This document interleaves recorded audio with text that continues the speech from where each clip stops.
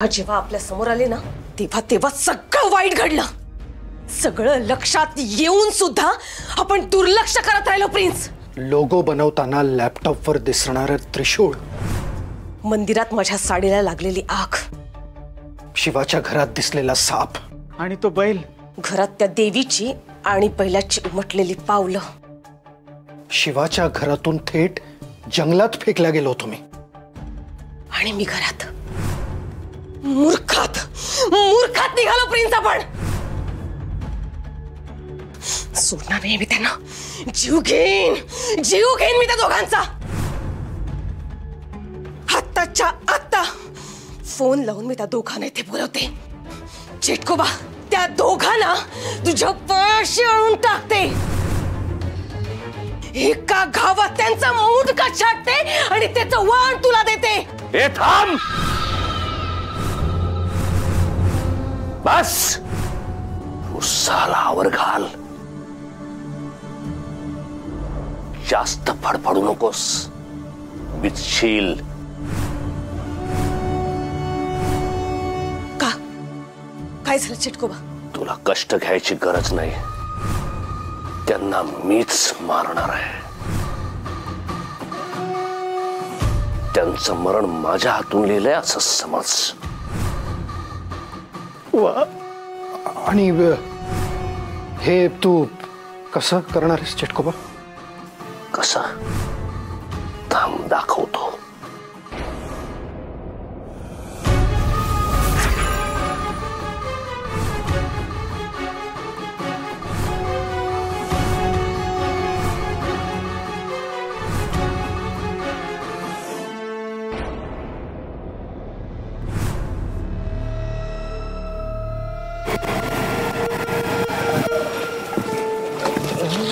गाडी का थांबवलीस? थांबवली नाही अगं, बंद पडली।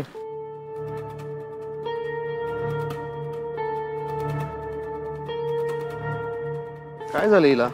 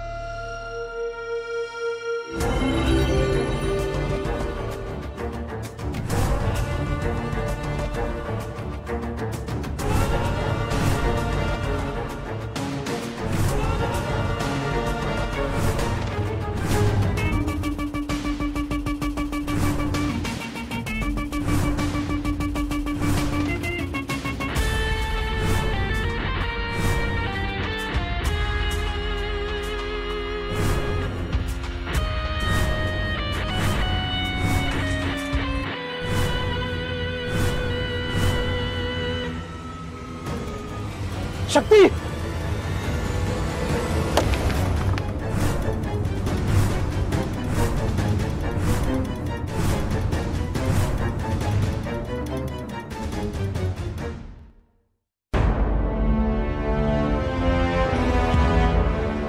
शंभू महादेवाची कृपा होती तुमच्यावर म्हणून वाचलात।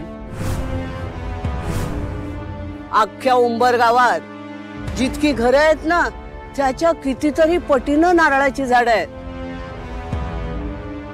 पण आजपर्यंत एकही नारळ डोक्यात सोडा त्या नारळाच्या झाडाच्या झावळ्या सुद्धा कोणाच्या डोक्यात पडल्या नाहीत। अहो राखणदारच काय, पण कुठल्या वाईट शक्तीनं कपटानं जरी नारळ पाडला तरी आजपर्यंत कोणाच्याही डोक्यात पडलेला नाही। अहो त्याची या गावावर, गावातल्या माणसांवर, पाखरांवर, जनावरांवर रामेश्वराची कृपा आहे हो।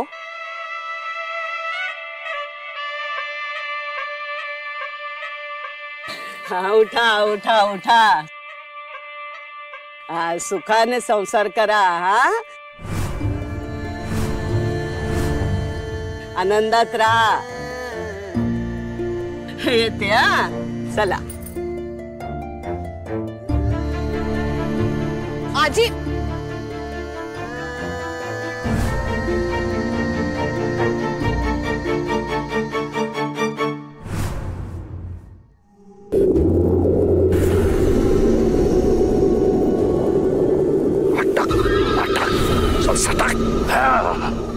दोघे वाचले, पुन्हा माझा वार फुकट गेला, पण मी हार मानणार नाही.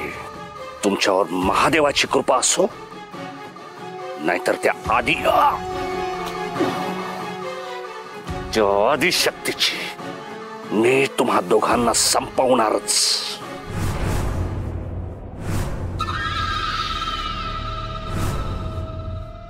चला. ए मुलांनो, कुठे निघालात? निघालो आम्ही आता घरी. कोणी सांगितलं तुम्हाला घरी जायला? हे बघा, उद्या सकाळी देवळात तुमच्या हातून पूजाविधी होणार आहे. तो पूर्ण केल्याशिवाय तुम्हाला असं माघारी जाता येणार नाही. आणखी एक पूजा? होय. तुम्हाला कल्पना नाही त्याची? म्हणजे तसं तुम्हाला कोणी सांगितलं नाही? नाही, ऍक्च्युली गुरुजी आम्हाला आजच घरी परतावं लागेल. नाही, ते शक्य नाही. उद्याची पूजा झाल्याशिवाय तुम्हाला कुठेही जाता येणार नाही. म्हणजे? नाहीतर गावावर कोप होईल. त्यामुळे आजची रात्र तुम्हाला या गावात राहावंच लागेल. उद्या पूजा झाली की जा कुठे जायचं असेल तिथे. अहो पण गुरुजी, या गावात आमच्या ओळखीचं कोणी नाहीये. आमची राहण्याची व्यवस्था म्हणजे. अरे म्हणतात ना बाळानो, शोधायला गेलं तर देवही सापडतो.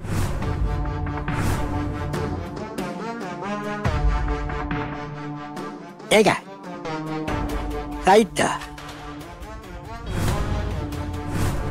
टेंटे गुरुजी, अहो बरं झालं भेटलात. एवढं पूजे साहित्य सोबत गुरुजीला नेऊन द्या. हेच जाणार होतो. मला आणखीन एका महत्वाच्या कामासाठी जायचं होतं. या.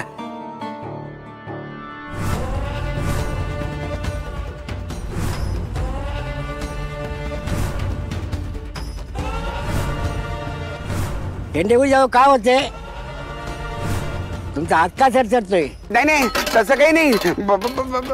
आधी मध्ये हल्ली रक्तदाबाचा त्रास, डोकं वर करतो. काळजी घ्या. तुम्हाला काही करून आज इथे थांबायलाच हवं, नाही तर अनर्थ होईल.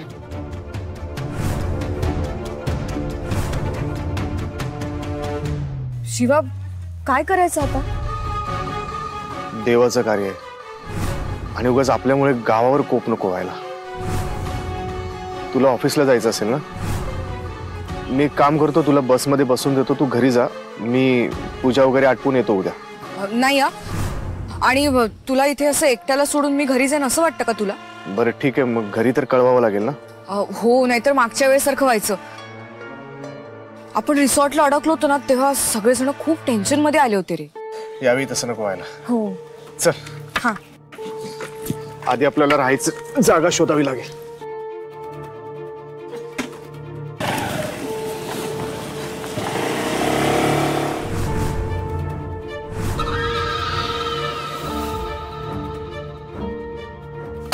आता तुम्हाला या गावात राहावंच लागेल. अटक मटक चल सटक.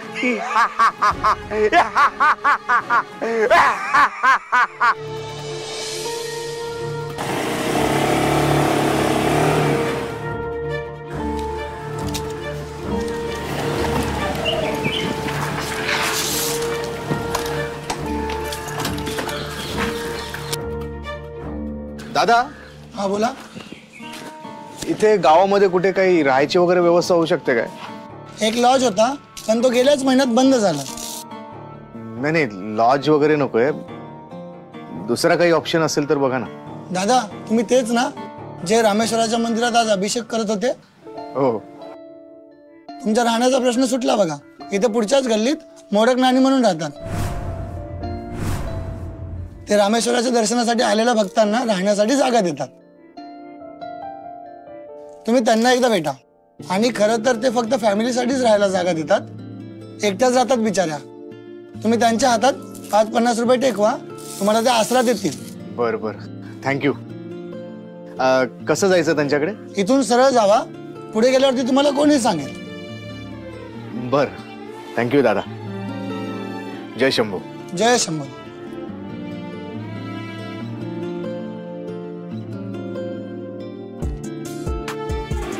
थँक्यू.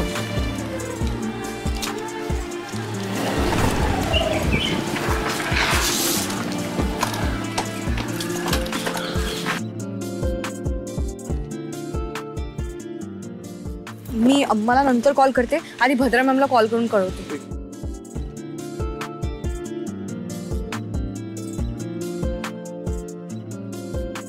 चेटकोबा त्यांचं काम फत्ते करून येईल बघाच. त्याच्या रागावरून तर कळलंच मला, कधी त्या दोघांची एकदा तेरडी बांधतोय असं झालंय मला.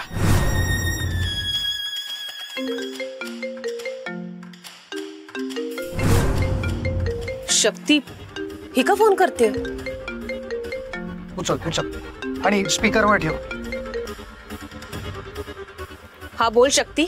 हॅलो मॅम, ऍक्च्युली आज संध्याकाळी जे काम करायचं होतं ते उद्या कंप्लीट केलं तर चालेल का? उद्याचे दिवस बघणार कुठे आहेस? हॅलो, काही बोललात का मॅडम?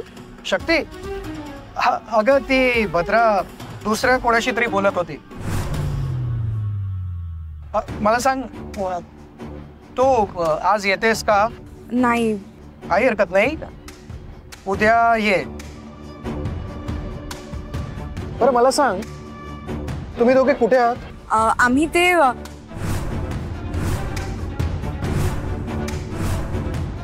सर, तुम्हाला कसं कळलं मी आणि शिवा एकत्र? बाळा, तुम्ही दोघे एकत्र कधी नसता. एकत्रच आहात ना? ठीक आहे, मी असं विचारलं कुठे आहात? सर, आम्ही उंबरगावला आलोय. इथे ना महाशिवरात्रीचा उत्सव आहे आणि उद्या शिवाच्या हस्ते इथे पूजाविधी होणार आहेत, म्हणून आज इथे थांबावं लागतंय. काही हरकत नाही, उद्या मात्र नक्की आहे.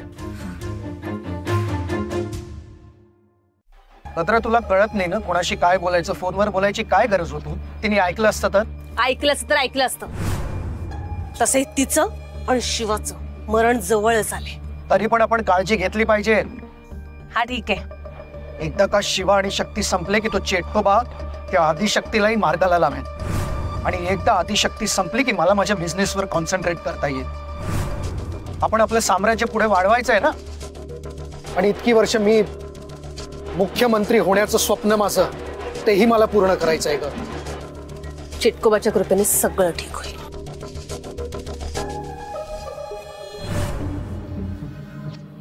मोडक नानी,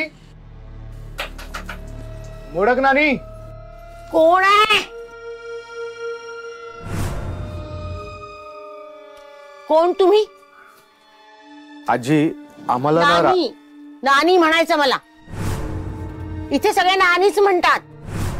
माफ करा नानी, आम्हाला ना आजच्या रात्रीपुरती राहण्यासाठी जागा हवी होती.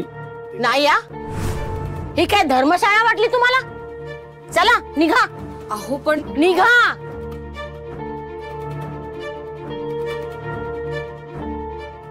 शंभू महादेवा. ए पोरांनो, या या.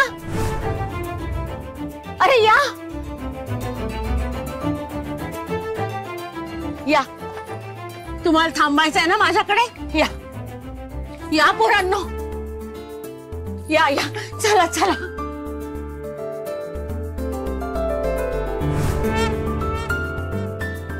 बसा, पाणी घेऊन येते.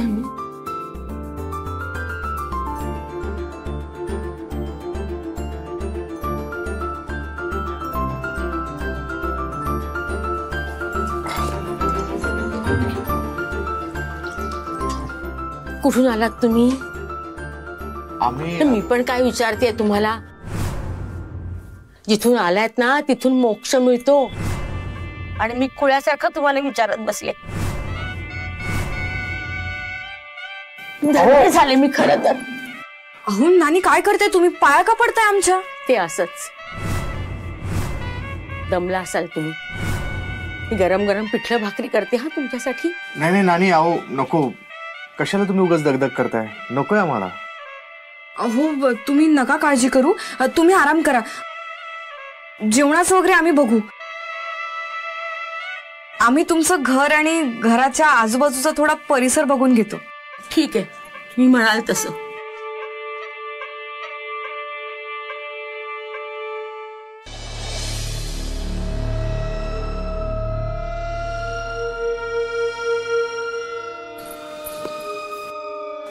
शक्ती,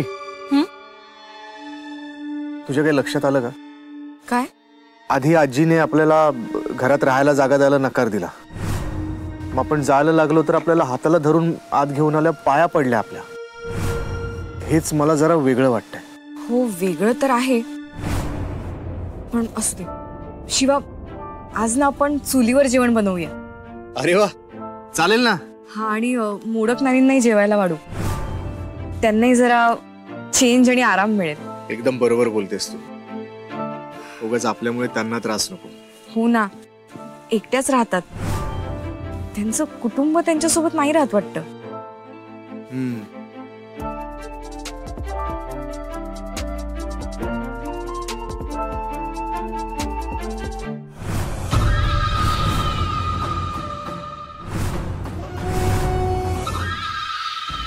हे दिवस आपण मूर्खासारखे सापांनाच गळ्यात घेऊन मिरवत होतो.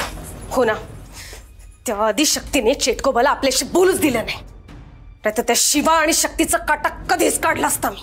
काढणार. तो चेटकोबा तिथे गेलाय ना, आपलं काम करूनच परत येणार आहे. तू बघ, संपवणार त्यांना.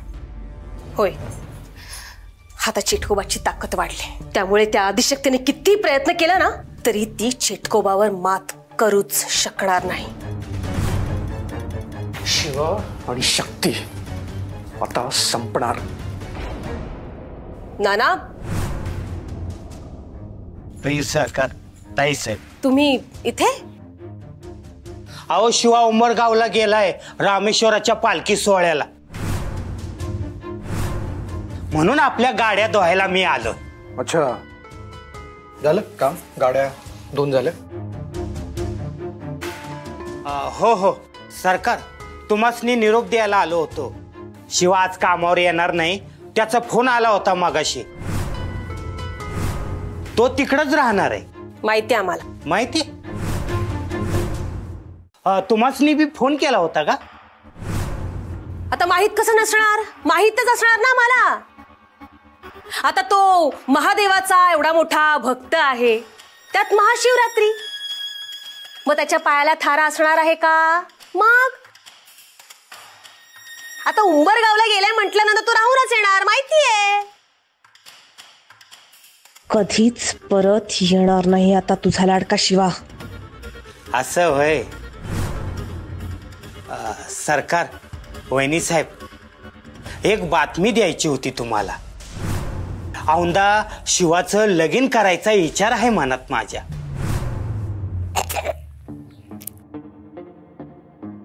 अरे हा ना, एकदम आनंदाची बातमी ऐकवलीस तू.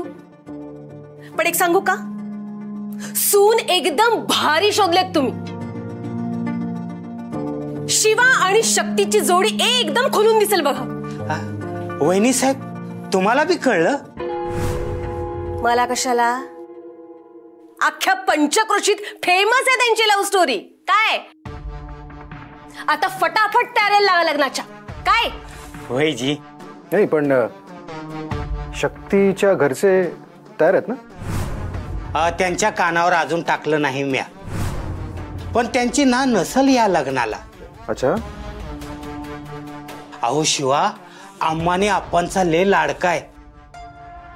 अहो दोघं बी त्याला लय मानतात.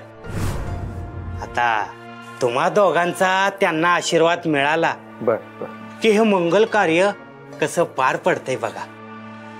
आहे ना, आमचे आशीर्वाद तर सतत शिवा आणि शक्तीच्या पाठीशी आहे. चल चल, तू कामाला लाग, आम्ही आहोत ना. ठीक आहे, जा.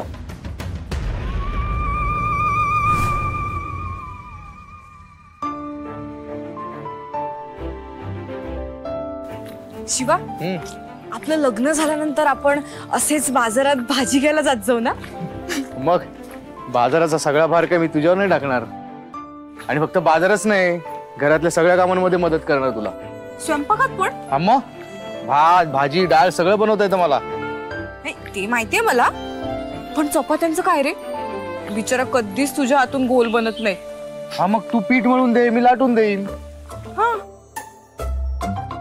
ऍक्च्युली माझ्या चपात्या गोल नाही होत, ते लाटायला जातो आणि नकाशच बनतात. तसं मला आता हार्ट शेपची चपाती खायला आवडेल म्हणा.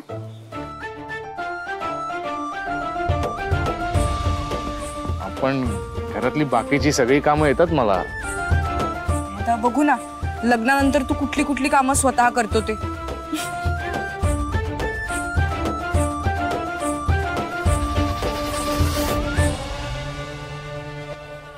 शिवा काय झालं? नाही काही नाही.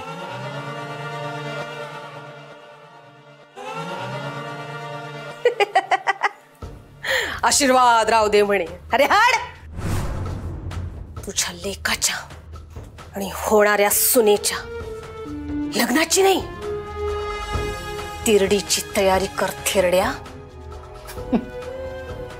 मंगल सावधान. सॉरी नाही माझी चूक. राम नाम सत्य है. राम नाम सत्य है.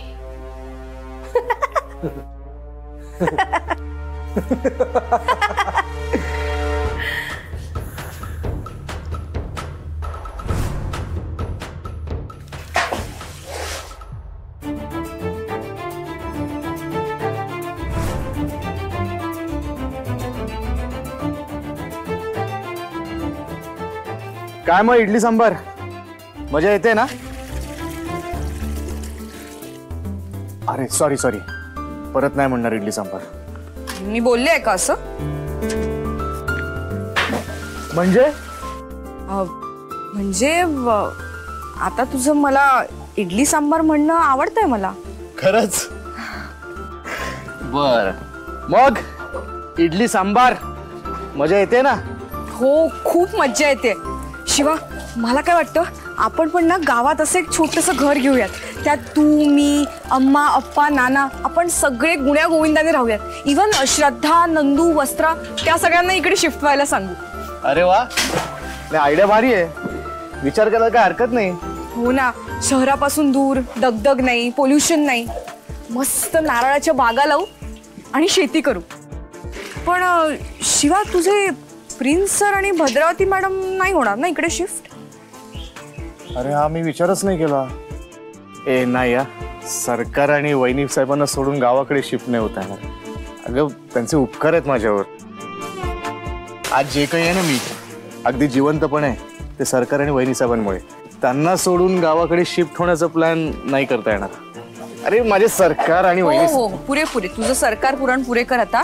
आणि चल लवकर चल, आपल्याला चूल पेटवायची, जेवण बनवायचंय. लवकर पाणी भर. झालंच झालंच. आणखी एक